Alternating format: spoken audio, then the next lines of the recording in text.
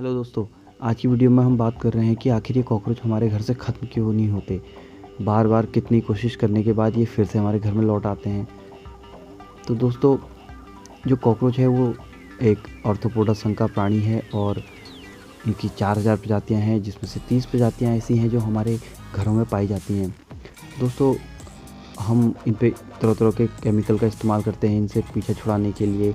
काला, पीला, नीला तमाम तरीके के हिट बाज़ार में मौजूद हैं। चौक वगैरह का भी हम इस्तेमाल करते हैं, लेकिन ये समाप्त होने के कुछ टाइम बाद हमें फिर से घर में दिखने लगते हैं और लास्ट में हम मजबूर होकर इनके साथ ज़िंदगी जीने को मजबूर हो जाते हैं। तो दोस्तों, ये जो कॉकरोच हैं ये डायनासोर के समय से इस धरती पर मौजूद हैं और आज तक अपनी अस्तित्व बनाए हुए हैं।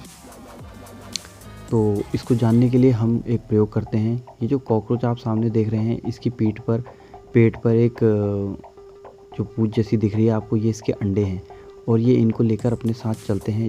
और जब ये अंडे परिपक्व होने वाले होते हैं तो ये इन्हें छोड़ देते हैं कहीं पे।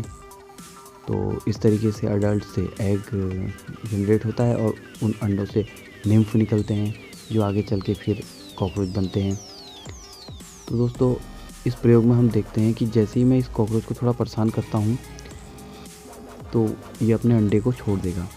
ये होता क्या है कि ये प्राकृतिक इनको एक वो है कि जैसे ही इनको खतरा महसूस होता है, ये समझते हैं कि अगर हम पे कोई खतरा है तो ये अपने अंडों को छोड़ देते हैं, ताकि अगर ये मर भी जाएँ तो इनके अंडे बचे रहें और इनकी पीढ़ी बची रहे और ये ख़त्म ना हो।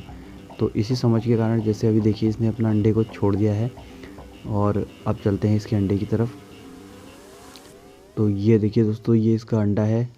इसे मैं अभी आपको उठा के पास से दिखाता हूँ।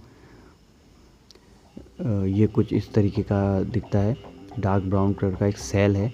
इसके अंदर कई खाँचे होते हैं जिसमें करीब 14 से 20 कॉकरोच के बच्चे होते हैं जो 2 से 3 हफ्ते के समय में परिपक्व हो जाते हैं और इस सेल को फोड़ के बाहर आ जाते हैं सबके सब एक साथ ही, और निकलते ही चलना फिरना शुरू करते हैं। दोस्तों, जब ये निम्फ बाहर निकलते हैं तो इनका रंग सफ़ेद होता है, इस वजह से ही हमें नज़र नहीं आते। और क्योंकि ये रात्रिचर प्राणी है तो ये रात में अपना भोजन ग्रहण करते हैं और धीरे धीरे विकसित होते रहते हैं और फिर हमें बाद में नज़र आता है कि इतने सारे कॉकरोच घर पे आ गए हैं।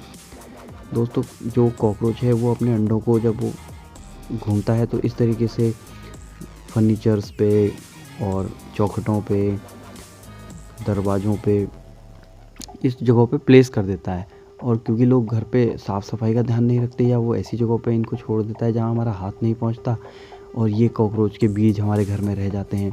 और जब हम स्प्रे का यूज़ करते हैं तो कॉकरोच की वो पीढ़ी तो ख़त्म हो जाती है, लेकिन इन अंडों के से जो नई पीढ़ी है वो बची रहती है।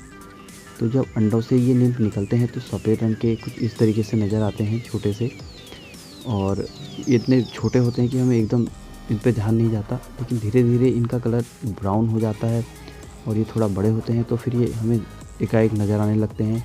लेकिन इतने तेज़ होते हैं और छोटे छोटे क्रैक में छुप जाते हैं।